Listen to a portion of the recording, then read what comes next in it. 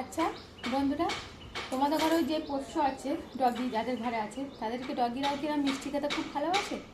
দেখো হাতে করে মিষ্টিটা আমি একটু খেয়েছি, আধখানা খেয়েছি, যেহেতু আমি খাচ্ছি, ওর খাওয়া হয়ে গেছে, ও আজকে কেটে গুড়ি খেয়েছে, সেহেতু আমি এখন এই দানা মিষ্টিটা খাই। মিষ্টি খাবার পোকা, মিষ্টি দেখবে যে মিষ্টি মটরশুঁটি একদম খাবার মাছটা যেমন খাচ্ছে, দেখো মিষ্টি খাচ্ছে, দেখে আমি একটুখানি নিয়েছি। আমি যেহেতু খাচ্ছিলাম, হাঁ করে বসে আছে ক্ষতির কারণে, আমাকে কখন একটু দেবে আমি খাবো, পারলে আমার হাতটাই চেটে মানে কামড়ে খেয়ে নেয়, এরকম চাটন চটন করছে।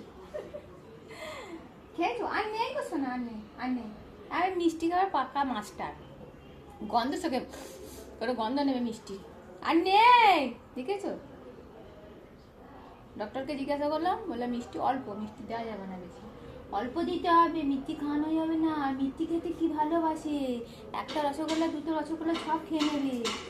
আবার ছানা খেতে কি ভালোবাসে, পনির, পনির হলে তো একদম সেই মাংসের মতো হাম হাম করে খেয়ে নেবে, পনির খেতে খুব ভালোবাসে। চলো টাটা।